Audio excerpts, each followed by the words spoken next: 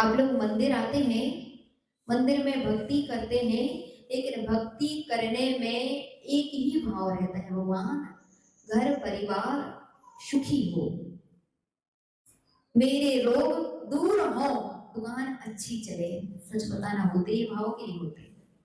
जब भी आप यहाँ मंदिर आते हैं तो यही भावना लेकर के आते हैं, लेकिन ध्यान रखना, यहाँ पर आकर के आपने वह वस्तु मांगी जो भगवान के पास है ही नहीं। जो वस्तु भगवान छोड़ करके उस मुक्त अवस्था को प्राप्त कर गए, पर आप वही वही सामग्री भगवान से मांगने पहुंच गए। भगवान कर्मों से रहित है और आप भगवान के पास क्या मांगने गए हैं? कर्म। यानी आप अगर बीमारियां ठीक हो जाए ये मांगने गए हैं, यदि साता वेदनी कर्म मांगने गए हैं, नाम कर्म के शुभ नाम कर्म आदि आदि कर्म मांगने गए हैं, पैसा बढ़े, लक्ष्मी बढ़े, यह भावना से अगर गए हैं तो यानी कि आप अंतराय कर्म का ज्योत्सव मांगने गए हैं। सही है? अगर आप सुंदरता मांगने गए हैं तो यानी सुहृद नाम कर्म मांगने गए हैं। मानसिक टेंशन दूर हो यह मांगने गए हैं, तो इसका तात्पर्य कि आपने शुभ नाम कर्म मांगा है, अर्थात भगवान के पास आप गए, वह भगवान को हम समझ रहे हैं कर्मों से रहित है। पता है ना सभी को, सब जानते हैं कि भगवान कर्मों से रहित है। हम सभी द्रव्य संग्रह में पढ़ चुके और मोरारजी वाले वैसे विद्वान हैं, बड़े बड़े ग्रंथों का अध्ययन करते हैं, और आपने पढ़ा होगा द्रव्य संग्रह में कम्मा अठ गुणा। सबसे पहली संज्ञा आचार्य नेमी चंद्र मुनि महाराज ने भगवान की उस भगवत दशा की कही कम्मा। कैसे है भगवान? कैसे हैं? निकम्मे हैं, कर्मों से रहित हैं। और आप जब भगवान के पास गए तो वही कर्म मांगने लग गए। वह तो वही हाल हो गया जैसे कोई व्यक्ति ज्वेलर्स की दुकान में गया और वहां जाकर के लौकी और टमाटर मांगने लगा। टमाटर तोल दो, लौकी तोल दो। भैया वह कहेगा कि हम तो सोना और चांदी तोलते हैं, तुम कहाँ लौकी और टमाटर तोलवाने के लिए आ गए? कहेगा कि नहीं कहेगा? ऐसे ही भगवान के पास जब आप जाते हैं तो भगवान भी आपको देख करके मुस्कुराते हैं कि भैया तुम वह मांगने हमारे पास आए हो जो हमारे पास है ही नहीं। आपके बाहुबली भी मुस्कुराते हैं, आपके आदिनाथ चंदा प्रभु भी मुस्कुराते हैं आपकी इस क्रिया को देख करके। क्योंकि ध्यान रखना, भगवान के चरणों में आकर के वही मांगना जो भगवान के पास है। भगवान के पास शाश्वत अवस्था, वह सिद्ध अवस्था, शाश्वत सुख है, पर आप यह क्षणिक सुख मांगने पहुंचे हैं। मत मांगना। आप जब भी भगवान के चरणों में पहुंचना, भगवान से ही मांगना कि हे भगवान, जैसे शाश्वत अवस्था आपने प्राप्त किया, आपने शाश्वत सुख प्राप्त किया, हमारे लिए भी यह सुख प्राप्त हो। जब आप भगवान से शाश्वत सुख मांगते हैं, फिर क्षणिक सुख तो अपने आप आपके लिए प्राप्त हो जाया करते हैं। ऐसी भावना भगवान के चरणों में लेकर के जाना। कल हम सभी बात कर रहे थे, हर एक व्यक्ति परेशान है, दुखी है, लेकिन दुखों से छूटने का उपाय क्या है? पुनः आज उसी टॉपिक पे चर्चा प्रारंभ हुई, सम्यक दर्शन। और सम्यक दर्शन के आते ही हमारे जीवन में परिवर्तन आता है। हम जहां अब तक कह रहे थे इनकी वजह से ऐसा हुआ, इनकी वजह से ऐसा हुआ, इन्होंने ऐसा किया, अगर ये ऐसा नहीं करते तो मेरे साथ ऐसा नहीं होता। यानी अभी तक हम औरों को कर्ता मान रहे थे, लेकिन ध्यान रखना, हम स्वयं ही कर्मों के कर्ता हैं और स्वयं ही कर्मों के भोक्ता हैं। आचार्य अकलंक देव ने स्वरूप संबोधन में बहुत सुंदर सा एक श्लोक लिखा और आचार्य महाराज ने प्रत्येक व्यक्तियों के इस शंका का समाधान केवल 2 लाइनों में कर दिया। आचार्य महाराज ने वहां लिखा, कर्ता यह कर्मणाम भोक्ता तत्फलानाम सैवतु बहिरंतर उपायाभ्याम तेषां भोक्तत्वमेवहि। समझदार व्यक्ति के लिए इशारा काफी है और ना समझो के लिए तो पूरी चिट्ठा भी खोलेंगे तो भी वह समझेंगे नहीं। आचार्य महाराज ने केवल इतनी छोटी सी कारिका में केवल 2 लाइनों में सारा बखान कर दिया। भैया तुम परेशान हो क्यों? क्यों परेशान हो? क्यों औरों को कर्ता मानते हो? उनकी वजह से ऐसा हो गया, उनकी वजह से ऐसा हो गया, नहीं, बल्कि मैंने ही स्वयं ऐसा कर्म किया था जिसकी वजह से मैं दुखी हूं, मैं परेशान हूं, मेरे जीवन में कष्ट है, बीमारियां हैं। बीमारी आई है तो बीमारी आने में यद्यपि नो कर्म निमित्त है। आपके लिए सर्दी हुई है, ज्यादा निद्रा आ रही है, पेट दुख रहा है, आपने तदजन्य नो कर्म का आश्रय लिया था।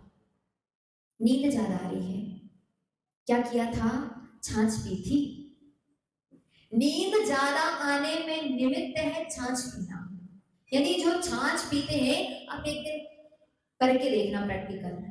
एक दिन छाछ पीना बढ़िया, 1 गिलास भर के, आपको दोपहर में तंद्रा आएगी। अब तंद्रा क्यों आई? तंद्रा आई आपके दर्शनावरणी कर्म के उदय से, और दर्शनावरणी कर्म के आश्रम में निमित्त बना आपकी छाछ, उसके उदय में निमित्त बनी आपकी छाछ, दही।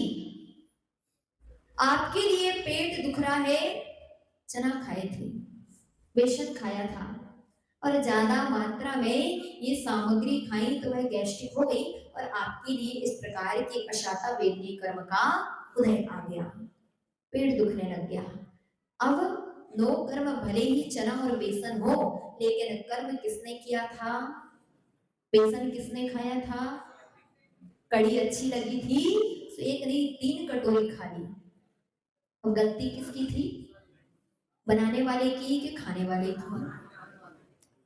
नवनीत भैया कहेंगे कि तुमने ही तो बनाई थी। अब ये डांट किसको रहे हैं? ये डांट रहे हैं पत्नी को, तुमने कड़ी इतनी अच्छी क्यों बनाई कि हमने 3 कटोरी खाई। गलती तुम्हारी है, गलती कड़ी की है। ये नहीं सोच रहे कि गलती हमारी है, खाई किसने थी चाट चाट के नवनीत भैया से हमने खाई थी। बस इतनी ही समझदारी तब रखना है जब हमारे जीवन में बड़े से बड़ा कष्ट आए, बड़े से बड़ी परेशानियां आए, उस समय कहे कि हाँ हमने ही कर्म किया था जो आज उदय में आया है। दूसरा जीव निमित्त बन सकता है, लेकिन उपादान हमारा खुद का है।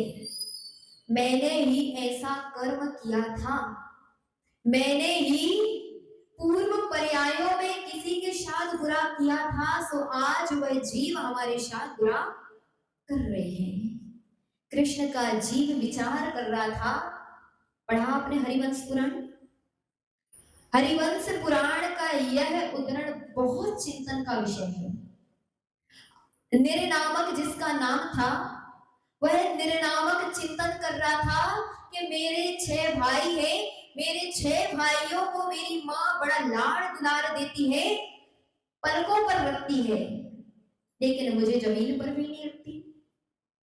मैं जैसे ही माँ के पास पहुंचता हूँ, मेरी माँ की भौहें तन जाती है, मेरी माँ का चेहरा बिगड़ जाता है। माँ अभी तक तो प्रसन्न थी, हंस रही थी, वही माँ अब रुष्ट हो गई, मेरे ऊपर क्रोध करने लग गई। चिंतन कर रहे थे निर्नामक। बहुत दुख हो रहा था कि वही कोख से मैंने जन्म लिया, उसी कोख से मेरे 6 भाइयों ने जन्म लिया, लेकिन 6 भाइयों को 56 भोग खिला रही है और मेरे लिए रोटी भी नहीं परोस रही। आंखों से आंसू ढाल रहे थे जब देख रहे थे कि 6 भाइयों के लिए मेरी माँ परोस रही है, लाड़ दुलाड़ कर रही है और मुझे दुत्कार रही है। बुरा लगेगा कि नहीं लगेगा? तब बुरा ज्यादा लगता है जब सास देवरानी को ज्यादा चाहे और जेठानी को कम चाहे। तब बुरा ज्यादा लगता है जब पिता बड़े भाई को प्यार करे और छोटे भाई को दुत्कार करे। तब बुरा लगता है, नहीं लगता है? लगता है। कितनी जल्दी मुंह से बोल निकल गया, लगता है। भैया उस समय चिंतन करना चाहिए कि हमने ही कुछ ऐसा कर्म किया था, निर्नामक विचार कर रहे थे कि ऐसा मैंने क्या किया, तभी उसके लिए अवधि ज्ञानी मुनि महाराज मिल गए। आज कर्म का ऐसा उदय कहे, काल का ऐसा प्रभाव कहे कि आज वर्तमान में अवधि ज्ञानी मुनि महाराज नहीं मिल रहे। अगर मिलते तो हम भी जाकर के पूछ लेते कि आखिर क्या कारण है कि बड़े भाई को तो पिताजी चाहते हैं, पूरा हिस्सा बड़े भाई को दे दिया और मुझे घर से निकाल दिया, मुझे कुछ भी नहीं दिया। जाकर के पूछ लेते, लेकिन आज वह सुविधा नहीं है। चौथे काल में यह सुविधा थी कि नगर नगर में अवधि ज्ञानी मुनि महाराज भ्रमण किया करते थे। ऊपर से चारण रिद्धिधारी मुनि महाराजों का आगमन होता था। लेकिन आज इतना तो पुण्य है कि कभी भाग्योदय से मुनि महाराजों का आगमन हो जाता है तो कभी तिलकगंज से माता जी का आगमन हो जाता है। इतना तो पुण्य है। नाना से गाना सही। ऐसे ही आज वर्तमान में आपको सौभाग्य जो मिल रहा है यह भी कम नहीं है। ध्यान रखना, आपने सागर में जन्म लिया है, यह भी पुण्य का योग है। ये महिलाएं सागर में आई हैं, पता नहीं कौन कौन से नगरों से, यह भी इनका पुण्य का योग है। क्यों? क्योंकि बुंदेलखंड का एक ऐसा हिस्सा है सागर जहां पर अनेकानेक सागर श्री और मती आते जाते बने रहते हैं। उनसे पूछो जहां पर सागर नहीं पहुंचते। भुवनेश्वर में बहुत बड़ा सागर है, पुरी में बहुत बड़ा सागर है, यानी उड़ीसा। आप लोग गए कभी? गए? उड़ीसा में बहुत बड़े बड़े सागर हैं, लेकिन वहां सौभाग्य इतना नहीं है कि वहां चातुर्मास करने के लिए कोई सागर पहुंचे। लेकिन आपका पुण्य है कि सागर में चौमासा करने के लिए कई कई सागर और ऋषि मती आदि आते जाते रहते हैं।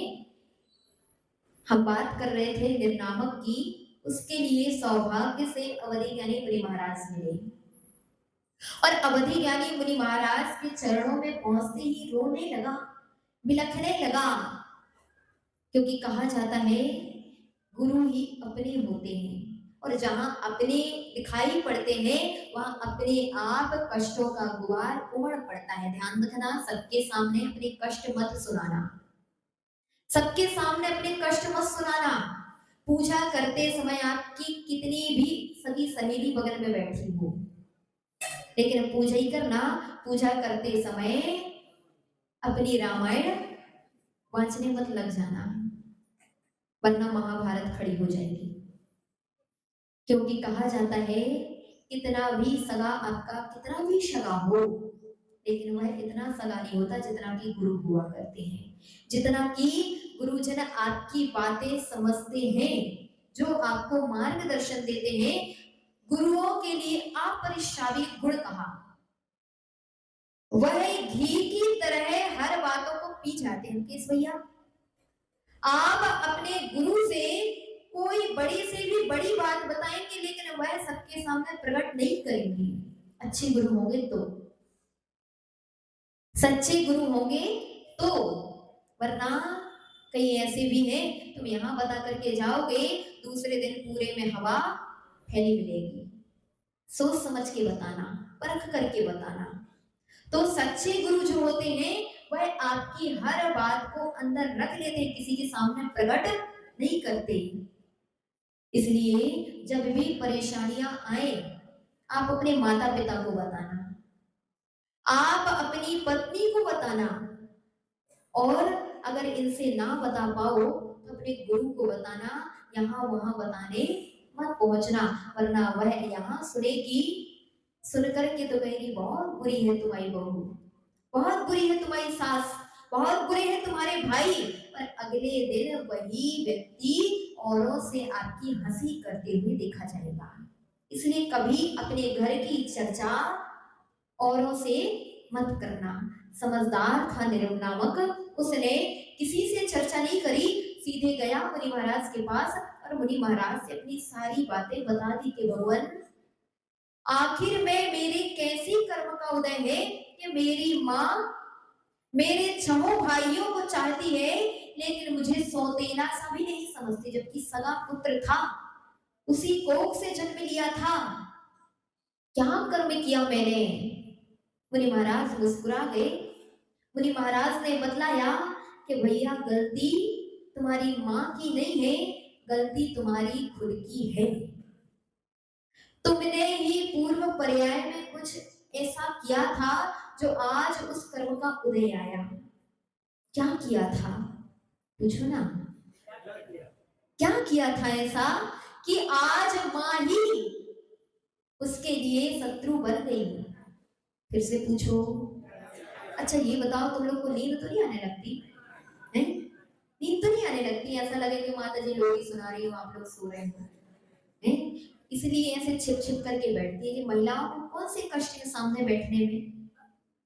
यहाँ आकर के बैठा करो, थोड़ी हम आपको देखें, थोड़ी आप हमें देखो, है? तो निर्नामक ने प्रश्न किया और मुनि महाराज मुस्कुरा गए। तुमने ही ऐसा किया था? क्या किया था ऐसा? महाराज श्री ने बतलाया कि भैया जब पूर्व पर्याय में तुम थे और जो तुम्हारे 6 भाई हैं वह उस पर्याय में भी तुम्हारे भ्राता थे।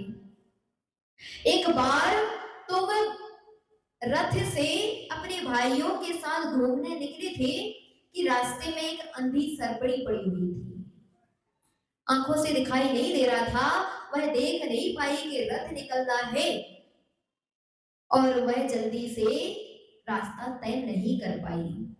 6 भाइयों ने तो बचाने का प्रयास किया, लेकिन तुमने तुरंत हाथ से डोर लेकर के उस सरपड़ी के ऊपर रथ चढ़ा दिया। रथ चढ़ा और सरपड़ी तुरंत अकाम निर्जरा से मर करके मनुष्य यानी स्त्री पर्याय में आ गई।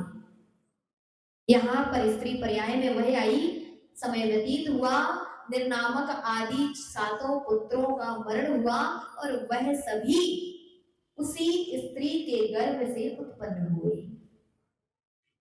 6 भाइयों ने उस सरपड़ी की रक्षा करने के भाव किए थे। अब आपके मन में प्रश्न आ सकता है कि उसकी तो ऐसी क्लेश के साथ मृत्यु हुई, फिर भी मनुष्य बन गई। सब परिणामों का खेल है। कुछ पुण्य का उदय था, पूर्व के कर्म निर्जीर्ण हो गए थे, सो त्रियंच पर्याय से मनुष्य पर्याय में आ गई। कोई आश्चर्य की बात नहीं है। तो यहाँ पर 7 भाइयों ने उसी स्त्री से जन्म लिया, लेकिन 6 भाइयों ने उसको बचाने का प्रयास किया था। मन में परिणामों में जो विशुद्धि थी, उसी विशुद्धि के प्रभाव से, वह निर्मलता के प्रभाव से, उस वात्सल्य के प्रभाव से उस माँ के लिए भी 6 भाइयों के प्रति वात्सल्य था। लेकिन जो 7वें पुत्र ने गलती की थी, बुरा किया था, उस सरपड़ी को मारा था, उस पूर्व पर्याय का फल आज उस जीव के लिए मिल रहा था कि सगी माँ भी शत्रु बनकर के उपस्थित हुई थी। और गलती किसकी थी? किसकी थी? गलती उस जीव की थी। अगर वह उस पर्याय में उसके साथ बुरा ना करता तो आज उसके लिए ऐसा निमित्त ना मिलता। आज हम भी बहुत परेशान रहते हैं, हम नहीं, आप सभी परेशान रहते हैं कि मेरे लिए ऐसे निमित्त क्यों मिले, क्यों आखिर में बेटे को यहाँ बुलाया जाता है और बेटा वहां भागता है। होता कि नहीं होता है? यहाँ पर बुलाते हैं और वह वहां पर भागता है। हम अच्छा करते हैं, लेकिन अच्छा करने पर भी हमारे बेटों ने, हमारी माँ ने, हमारे पिता ने, हमारी सास ने, हमारी बहू ने मेरे साथ बुरा किया। बुरा इसीलिए कर रहे हैं क्योंकि हमने ही कुछ ना कुछ ऐसा कर्म किया था, तो आज वही कर्म उदय में आ रहा है। प्रश्न करना उग्रसेन से कि उग्रसेन तुमने आखिर क्या किया था जो तुम्हारे लिए कंस जैसा पुत्र मिला। प्रश्न करना श्रेणिक से कि श्रेणिक तुमने क्या किया था जो तुम्हें कुड़िक जैसा पुत्र मिला। प्रश्न करना दशरथ से कि तुमने ऐसा क्या किया था जो तुम्हें राम जैसा पुत्र मिला। अरे उन जीवों ने कुछ ऐसा कर्म किया था जो पुत्र के रूप में शत्रु मिले, और दशरथ ने ऐसा पुण्य किया था कि पुत्र के रूप में भगवान मिला। सब कर्मों का खेल, इसलिए दुखी नहीं होना चाहिए, कभी परेशान नहीं होना चाहिए कि आखिर में मेरे जीवन में ऐसे निमित्त क्यों आए। हम तो कहेंगे ऐसे निमित्तों में भी अपने अंदर क्षमता अगर बनी है, अपने अंदर सहजता अगर बनी है, तो ध्यान रखना तीव्र रूप से कर्मों की निर्जरा होगी। जो कभी आपको शत्रु के रूप में निहारता था, वही आपको मित्र के रूप में निहारेगा। जो भाई आपको बुरा समझता था और आपने समता रखी, कभी एक ऐसा भी दिन आएगा कि वही भाई आपको हाथ पकड़ के अपने घर लेकर के जाएगा और एक थाली में भोजन कराएगा। इसलिए किसी को बुरा मत कहना। किसको बुरा कहना? किसको कहना? स्वयं को बुरा कहना कि मैंने कुछ ऐसा किया था। ये सब तो केवल निमित्त है, उपादान मेरे खुद का है। ध्यान रखना जीवन में कभी भी कष्ट बिना निमित्त के नहीं आते। आगम ग्रंथों में कहा मृत्यु भी आती है तो मृत्यु भी किसी ना किसी निमित्त से आती है। बीमारी होगी पंडित जी, बीमारी होगी, एक्सीडेंट होगा, कोई आपको मारेगा, तभी तो मृत्यु होगी। यानी कि कोई भी कार्य बिना निमित्त के नहीं होते। आप मंदिर आए हैं तो मंदिर आने में भी आपका शरीर निमित्त बना है।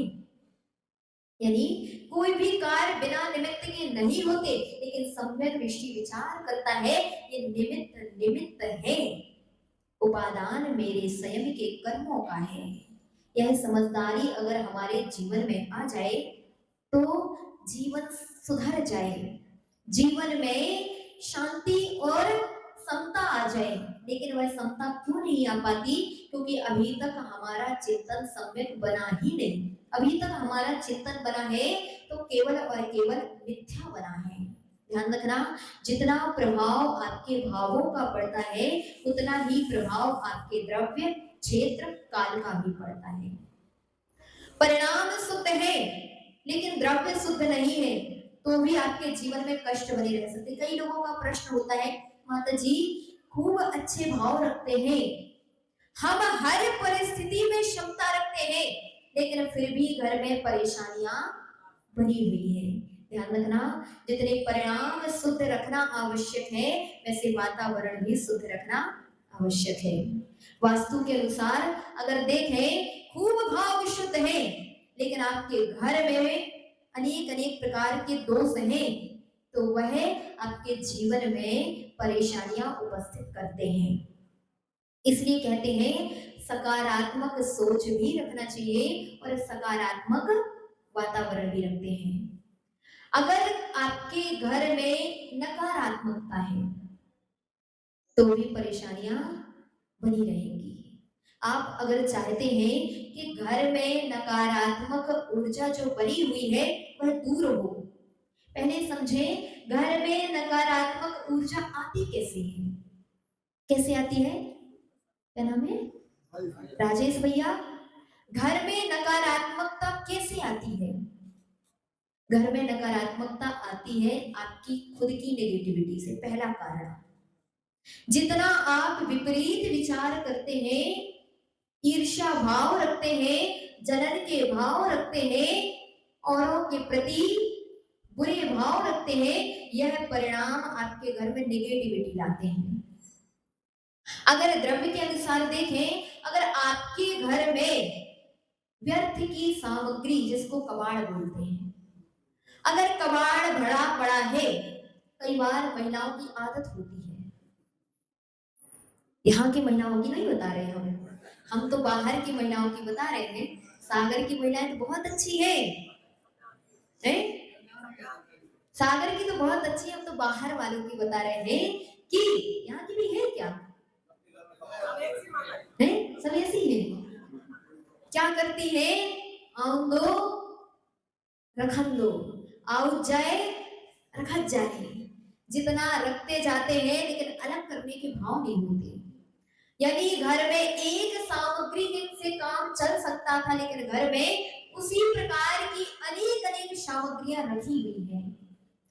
और जब आप घर में कबाड़ रखते हैं, अधिक परिग्रह रखते हैं, व्यर्थ की कचरा कबाड़ भर के रखते हैं, तो वह भी सामग्री आपके घर में नकारात्मक ऊर्जा को बुलाती है, आपके घर में नकारात्मक ऊर्जा को आमंत्रित करती है। इसलिए कहते हैं अगर आपके घर में भी इस प्रकार की परेशानियां बनी हुई हैं, लड़ाई झगड़े बने रहते हैं, अच्छा करने पर भी बुरा मिलता है, एक सुधार करना। आज ही घर जाना, जितनी अनावश्यक सामग्री है, दिवाली आने वाली है, और दिवाली आने वाली है, दिवाली जब तक आएगी तब तक आपका घर का इतना सामान है कि वो दिवाली तक ही छट पाएगा। इसलिए आज से ही शुरुआत करना, आज से छांटते जाना, जितनी व्यर्थ की कबाड़ सामग्री है निकालते जाना। पहला पहला उपाय है। दूसरा उपाय, घर में अपने कभी भी द्वार पे गंदगी मत रखा करो। अगर घर के द्वार में ही गंदगी है तो घर में सकारात्मक ऊर्जा नहीं आती। इसलिए घर के द्वार को साफ सुथरा रखना चाहिए। आप लोगों को याद होगा, पहले एक समय था जब सुबह से महिलाएं लीपा पोती करती थी, चूना की ढेर लगाती थी, गोबर से लीपती थी। हम कहते कम से कम इतना ना कर पाओ तो इतना तो करना कि घर के बाहर कचरा ना पड़ा रहे, घर के बाहर ढेर ना लगा रहे।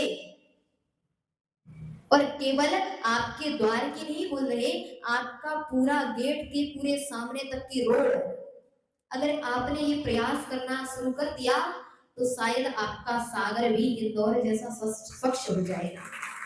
आज हम लोगों को निकलने में भी लगता है कि कहां पैर रखें, कहां पैर रखें, पूरे में गंदगी पड़ी हुई है। और महिलाओं की आदत है पूरे घर का कचरा ऊपर की खिड़की से नीचे फेंकते हैं, और आप नीचे फेंकते हैं तो नीचे से नकारात्मकता आपके ऊपर बस नहीं आती, पूरे घर में आती है। इसलिए ध्यान रखें, आप केवल अपने घर को साफ करें, अच्छी बात है, लेकिन आपके घर के बाहर भी कचरा ना पड़ा रहे, साफ सुथरा रहे। यह ध्यान अगर आप रखते हैं तो आप स्वयं देखेंगे आपके जीवन में कितना बदलाव आता है। फिर भी अगर नकारात्मकता बनी हुई है, घर के ईशान कोण में एक शुद्ध घी का दीपक रखना, उतारना नहीं है, केवल दीपक रखना है। संध्या काल में आपके घर की अनेक अनेक प्रकार की नकारात्मकता वह दूर हो जाएगी।